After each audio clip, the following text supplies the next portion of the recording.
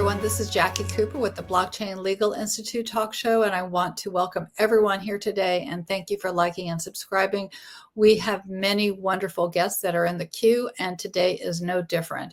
It has been a little bit of a while since I've been doing recordings, and I've actually missed it. So I'm very excited to be sharing more about today's business and what they're doing, both in the AI space, but also in the business area for both those that are looking for grants, funding, and other projects. There's a lot that we're going to dive into here. Everyone is always looking to expand, and MatchAwards does that because it definitely matches everyone with their needs, whether it's in the service or product area. So as some of you might know, with the Blockchain Legal Institute, we look at technology. We look at AI, we look at blockchain, we look at cryptocurrency, digital assets, everything that's going on.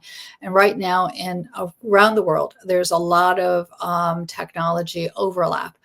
And so it's important to know what marketplaces to go to so you can actually do investigations and find the resources that you need. And that's one of the reasons why I was very excited about doing this recording, to tell you a little bit more about MatchAwards, because we are strategic partners and we do, Blockchain Legal Institute does really believe in what MatchAwards is doing. So with that, I am going to be, introducing Clarence in a short bit. We actually met through referrals. And as all of you know, who's listening to this, networking is where it's at, whether it's a cold referral, saying, well, maybe this business, or a warm referral, you grow your business through the network that is established both face-to-face as well as online. Clarence, how are you doing today? Jackie, I'm doing fabulous. I appreciate the segue and the lead in. We did meet through a referral, but actually, to be more accurate, I had her number and I called her and she was driving. Jackie was driving, and she said, "Oh, let me pull over." And I said, "Oh my God, I hope I don't cause an accident." But I suppose it was a referral. A little bit about myself and MatchAwards. So MatchAwards is actually an outgrowth of AIT. AIT is a web hosting data center company. We've been in business for 30 years, started my garage, 1995. Worked an entire year, didn't make a dime, made my first sale at $19.95. And now we've gone from being a garage startup to a multi-million-dollar endeavor with our own data center. So started off as a small business. Myself, I have a military background. I was with the 82nd Airborne Division. I'm an Army Ranger. I served 13 years in the military, did 2 combat tours. Finally figured out that was a lot of hard work, and didn't know if I wanted to finish out to 20. Started this in my garage as a separate endeavor, and the next thing I know, it grew and grew and grew. MatchAwards is just the latest technological deployment of a platform that's a SaaS-based platform launched by AIT. So not much to introduce. We basically started off in the military. The impetus behind this is actually 2 interwoven plots. One is the underdog plot. I'd like to think that we represent a lot of small businesses out there who are always looking for opportunities, whether they're G2B, government to business contracts, B2B, grants, basically loans, that they have a hard time obtaining these opportunities. They don't have access to them. They don't know they exist. They don't have the tools to go chase them down. So that's kind of one impetus that's behind the launch of MatchAwards.com. The other one is, I hate to say it, but it might be a little bit of Count of Monte Cristo, a little bit of revenge plot woven in with it. I have been and participated in a lot of government contracting deals where I have attempted to partner with very large corporations, and for whatever reason have been shut out over and over and over again. And we took a hard look at that and we say, why does that happen? And that's the other motive behind MatchAwards. It's ultimately to give the small, medium-sized businesses a crack at these opportunities. And we think we developed the technology, the platform, by fusing Web 3.0 with AI and blockchain technologies. So that's that kind of rolls everything up in a nutshell. No, it really does. And for those that are on the audio side, definitely pop over to the video side. You'll be able to see the video both on the Blockchain Legal Institute YouTube as well as on the streaming TV channel that we're associated with, and the other areas that we're doing our social media. But I have the page up for Match Awards, so that way we can kind of run through the menu and explain a little bit more, because it's really rich with information. And I know that you keep adding more things. One of the areas that I'm going to point out initially is the blog area. And I know that there is a lot of content information in the blogs. And for those that might not, always want to go to a website to read blogs, you can also go to bli.tools, and we'll be ending up on our homepage featuring some of the information, because it is about digital assets. There's a lot of current events. Why did you decide to have a blog area? Well, I mean, we wanted folks to be able to express themselves, and we know user-generated content is very, very important nowadays. Not just centralized and centrally generated content. We have kind of two strategies. One, we pursue end users themselves to join the platform. These are businesses, students, governments, job seekers, everybody that's part of an economic ecosystem.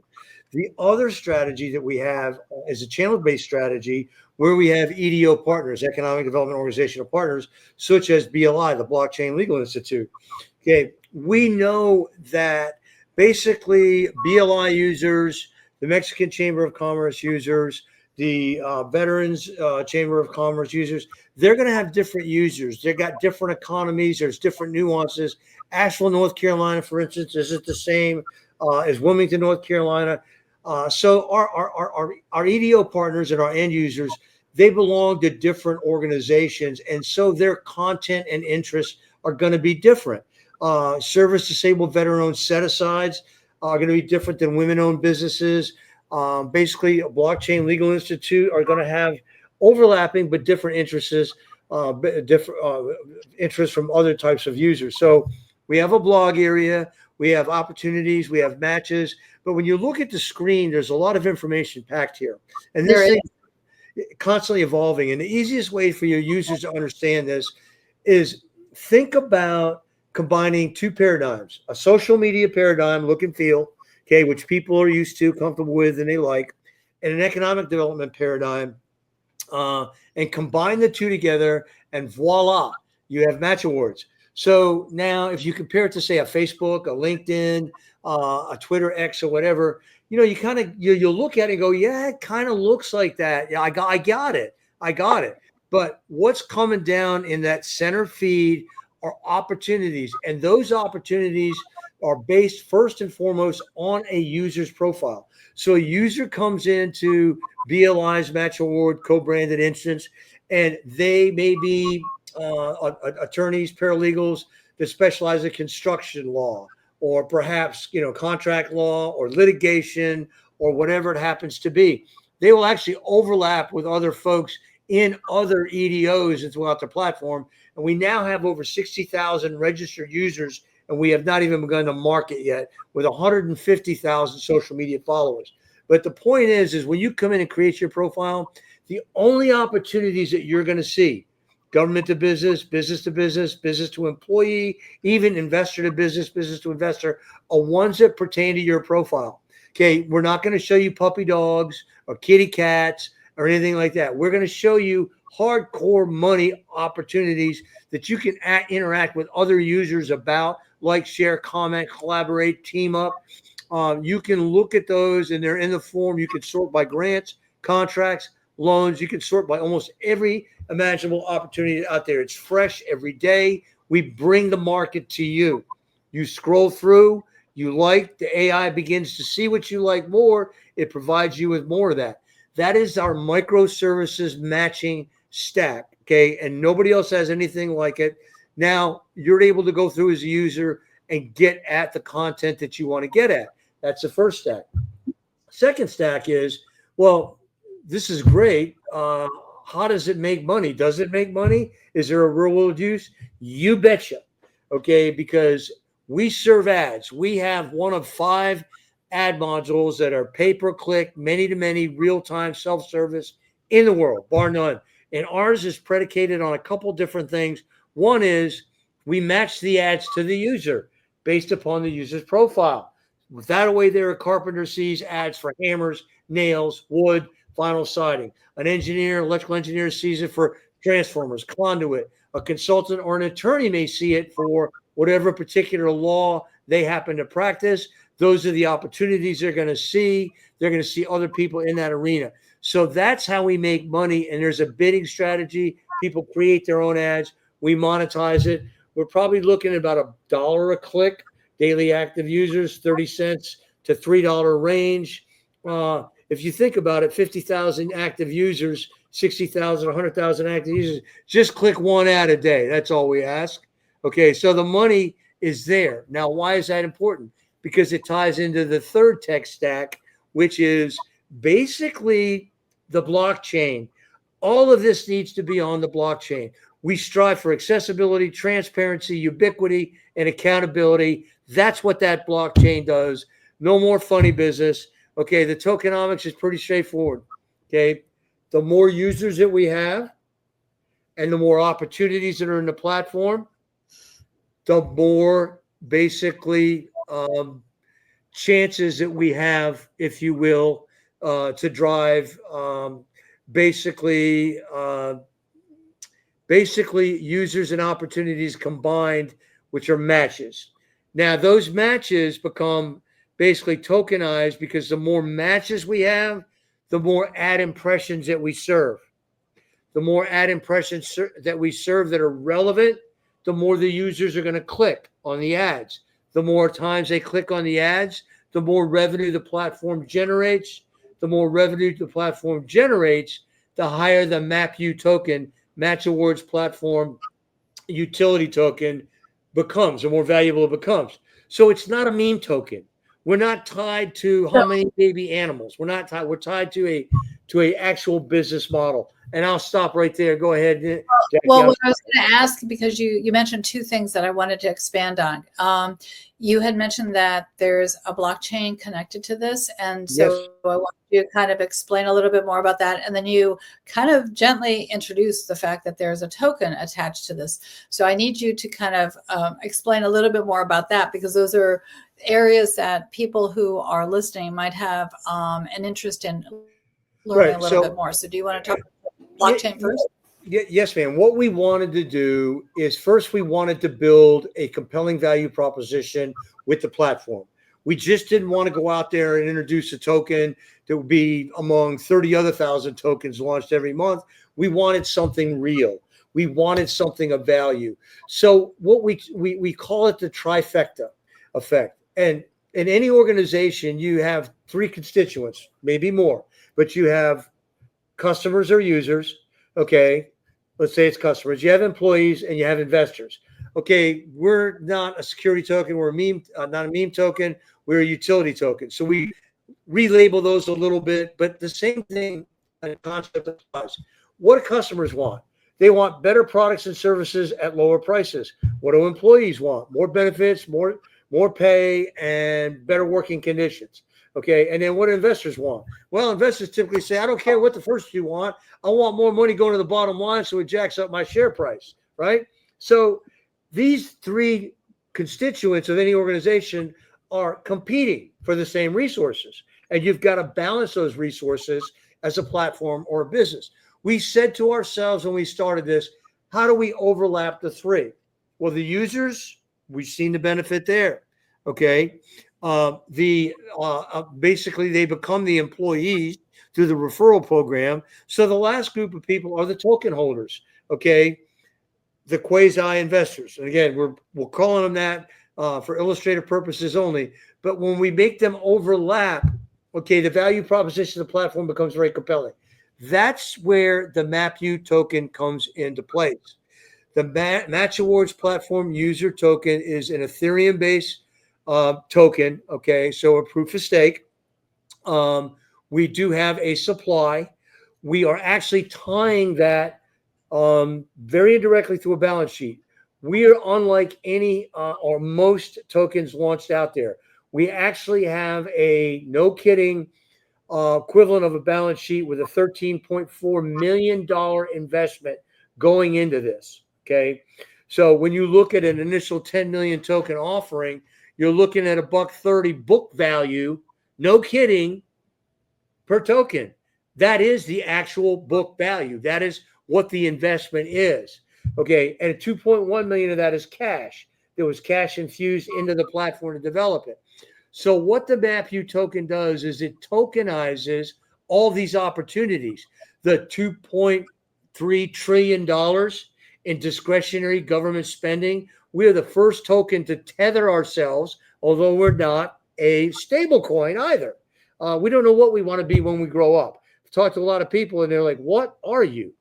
And our AI came back and said, well, you've got characteristics of a stable token because you are in some respects tethered to government contracts, grants, and loans, which are measured in USD.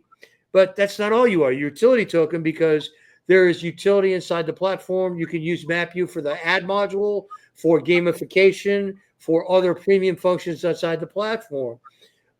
So in a lot of ways, what the AI has dubbed us is you're a productivity token. I said, well, I don't know if I want to be called something new yet, but the tokenomics and the MapU token launch are in play. We have a May, June, July timeframe. It's on us right now. We are in pre-ITO, initial token offering, or initial exchange offering mode right now. A token is being audited. We have 2 auditing companies right now, third party. They're in pre-audit right now. We have to make a decision in the next day or two which one we're going to go to. It's currently under legal review by a multi-jurisdictional law firm that's looking at it as well. We have basically the thing structured. So we have up to a 10 million initial token offering. We can scale that back, however, to start small. And then we've got basically the cliffs and the vesting schedules. There'll be no pump and dump here. I guarantee it, because everybody on the inside right now has a cliff and they have basically a 4-year vesting schedule that's monthly. So we are trying to imbue basically the crypto fans out there and the folks that basically deal in the crypto arena with as much confidence as we possibly can with the MapU token. So the only thing that I'm going to say, just because I have to say it on every talk show, this is not investment advice nor legal advice, nor any of the other, disclaimers that you might hear on any of these other, talk shows. So, but it, in terms of going forward with the token and also MatchAwards, MatchAwards definitely serves a purpose. And one of the areas that you also have shared with me is about investigating and finding out about I'll call it federal overreach from the perspective of possibly, the contracts that get awarded, and then you kind of shake your head and wonder why. And so you have another area within the platform where you can actually search and, through FOIA and other ways, get this information. Why don't you share a little bit about that? Because I think that that's really an interesting search vehicle that you've embedded in here. Yeah. Okay. So that's a good question, good comment, and I'll tell you the need behind this. So we created this platform that creates an abundance of opportunity to the 99.9% of small businesses that make up our economy. Okay, yeah. Under 50,500,000 employees. They employ 61% of the people out of the workforce. I think there's 34 million of them. So they're very, very small, very, very important, though. They're supposed to get 23% of federal contracts, grants, loans, and set-asides. That's what the mandate is. I'm here to tell you that doesn't happen. That is a falsehood. It is not true. It's not even 5%. It's more like 1% to 2%. I know because we see the data every single day. So we developed the flip side of opportunity creation, and that is basically what we call irregular spending investigation. So we have been able, because we have access to all these data points, we allow everybody to become a Doge. I'll just be honest. But let me just also be very straightforward. This is not a partisan tool. I am here to tell you that this problem is not a red problem. It's not a blue problem. It's a purple issue because well, it ends up becoming a green problem because the money is limited, and so we have to figure out how do we kind of distribute it.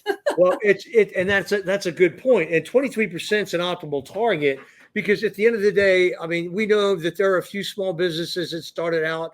I'm sure we've all heard of them: Walmart, Amazon, Kentucky Fried Chicken, Mattel. Just a few small businesses that started out as small businesses. Hewlett Packard, the garage lights always on and running. Even Microsoft, boy, talk about a college dropout. And then so it's small businesses are important because that's where innovation is. Why does innovation happen in small businesses? Because we don't have a lot of resources. We've got to make them all count. Okay, so what we've developed, and on the page there, I think the fourth or fifth link down, it says search irregularities, search irregular spending. And it's on the left-hand menu, you can click on it and it actually works. So, and I don't know, Mike, if you can click on it. Jackie? Yeah. If we want to click on that, we can actually show and not just tell. If you look at opportunities, left-hand side dashboard, and it says, you can see where the spyglass is, search irregular spending. I think we can get there. Okay. So let me talk your audience about what this does. Okay, and this is of particular interest to attorneys. This is particular interest to people who need attorneys, and this is of particular interest to attorneys who may do qui tam lawsuits. So if you look, what it does is it first gives you a little short drop down upper left-hand corner. I'll stand up for a minute.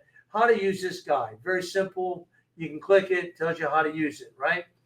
Then it says spending irregularities, second drop down. So if you click on that, Jackie, it's going to give you some examples of what people can look for in the down arrow. And right there. Okay, so it says sole source awards. If you want to click on that and just leave it for a second. I think we missed it. Okay, click.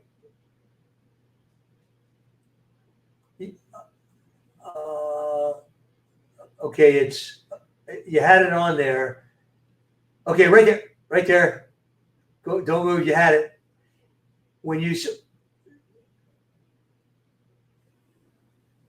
There you go. There you go. Right there. You had it. As soon as you click on spending irregularities, it keeps moving away from me. Yeah, you click on the text and then don't move. And if we have to, we just move. Clicked on the text and then don't move. Don't move. Okay, scroll down a bit.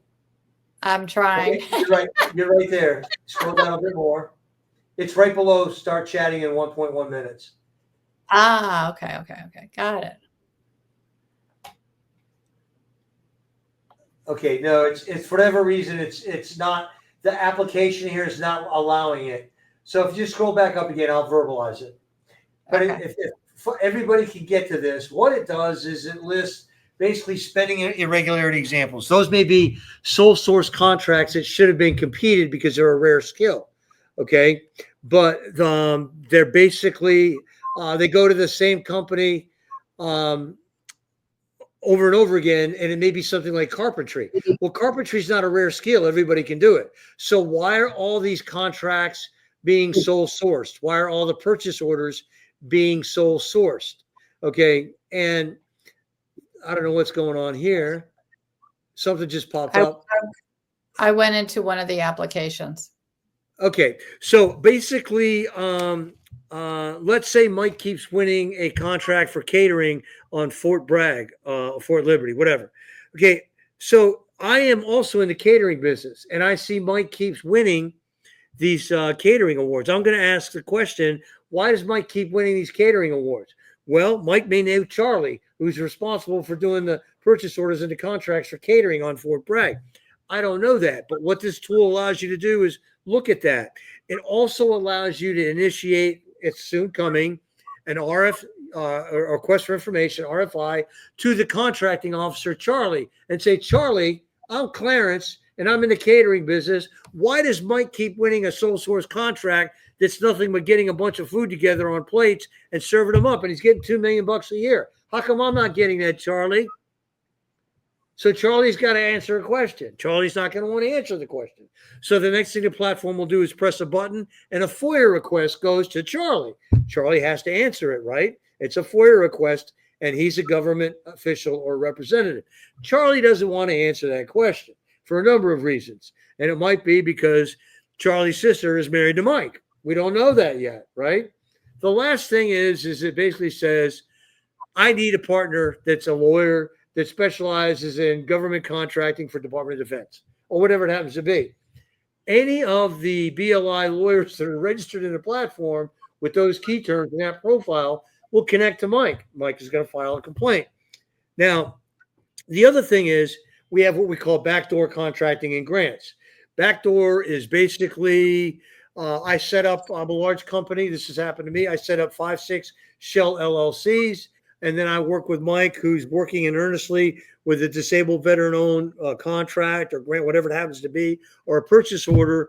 And then basically I get Mike's work product, and at the last minute, I eject Mike and I take one of my shell LLCs that happen to have disabled vets in them that work for my large defense contracting firm, which has happened to me.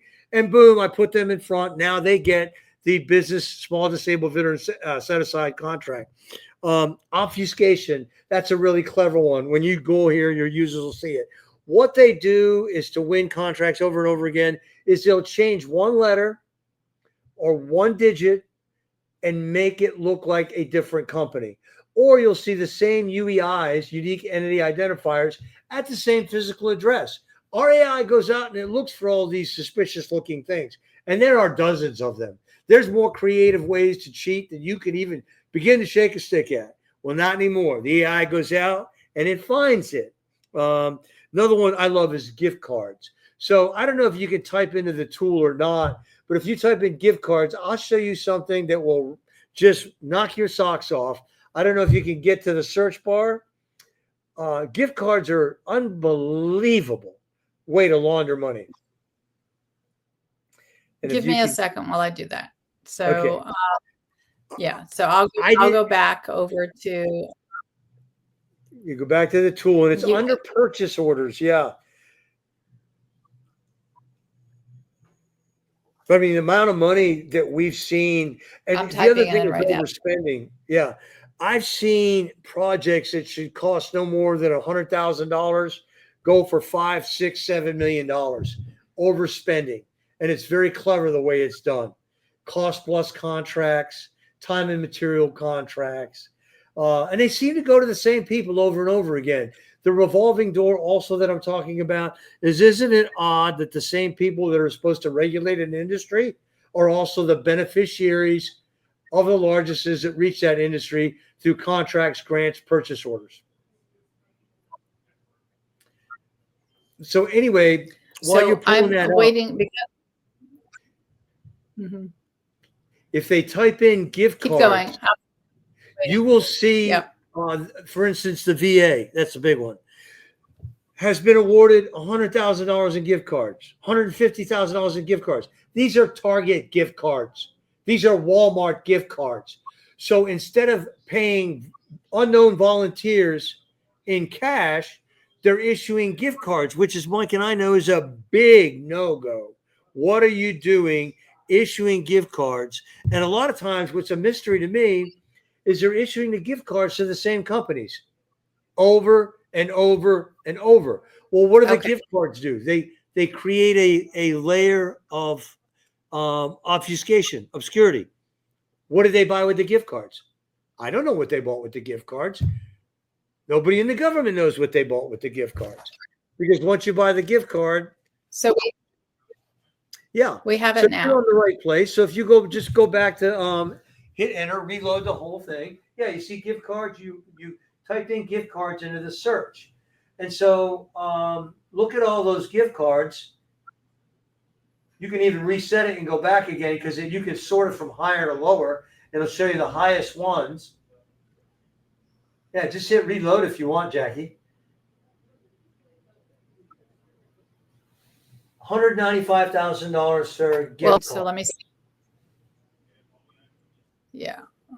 Let's see here. Let's see here. Okay. So let me go back down. Yeah, you got purchase awards there. Yeah, you can clear, but what it's done is it's brought up everybody that has Like gift you cards. said, whoops, Yep. Daisy, there's 195,000 Department of Defense. Yeah. Turnkey gift cards. What are they doing? You can drill down into it. You can find out who the contracting officer is, probably the registered agent. So when you have to serve them papers, you can serve them papers.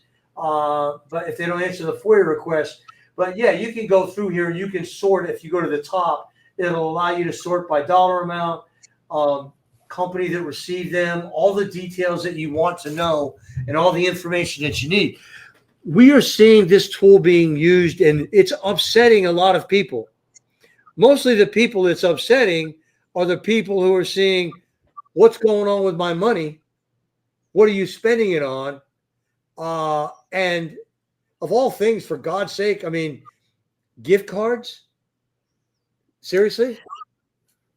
So I like the tool. I like the idea that you can kind of do research and then figure out how to use that information for good, to help others. I wanted, because we covered a lot, I want to kind of give like an overview again for those that are listening on how this can benefit them. I know that for example, Blockchain Legal Institute, we're in MatchAwards because we want to provide a service, but for companies that are looking at signing up for sure with MatchAwards, there is a link that is on blockchainlegalinstitute.tools, so that way you can just click on through and then you can sign up.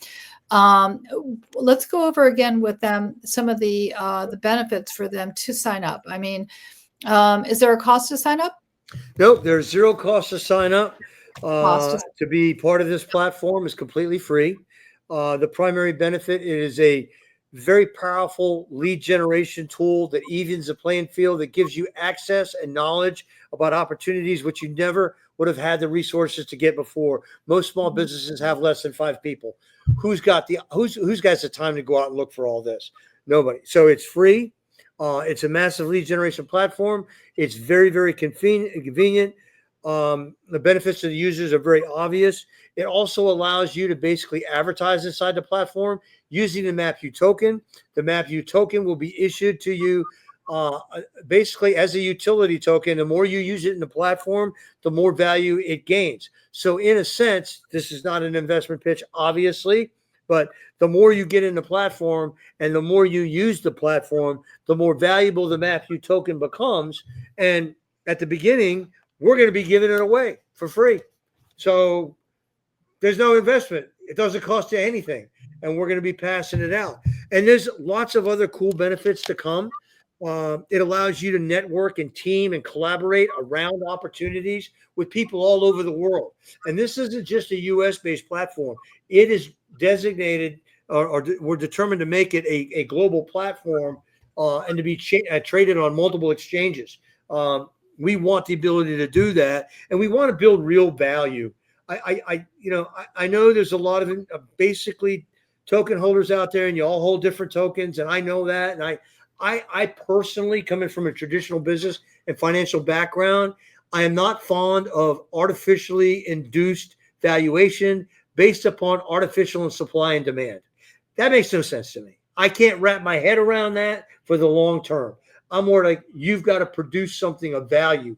Okay. I've got to be able to eat it, live underneath it, wear it, have some value besides, hey, here's the total supply. Therefore, this is what supply and demand is, what drives the value. I also, and this is just me personally, I have a hard time wrapping my head around value that's based upon something that I can't control. I can't control. I don't know how much rain is going to fall in the Amazon rainforest, on July 22nd. I don't know that. And so I don't want to stake anything to that. So there are a lot of advantages to this platform. And the other one that's really big is we have a token holder page that will have all the ratios the valuation ratio, the number of opportunities available in the platform, the dollar amount being generated, the distribution ratio, the liquidity ratio, all those will be in there. Real empirical data that token holders can look at and basically make educated and informed decisions about the platform and the token itself.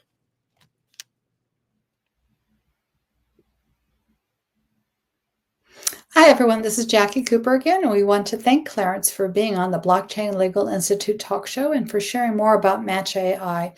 MatchAI is a partner of the Blockchain Legal Institute, and we're excited to have them share the grant opportunities and the services and products that are within their marketplace. So definitely hop on over to the link that we have within the blog below, so that way you can enjoy their services and the products and the grants. If you have any questions, feel free to reach back out to us. Again, thank you so much, Clarence, for being on. We look forward to learning more about the services that you're developing within MatchAI. I know that there's a lot of future conversations that we're going to have. So everyone, be sure to like and subscribe. There are many more conversations in the queue, and we look forward to serving you more with those within our community. Have a great day. Bye.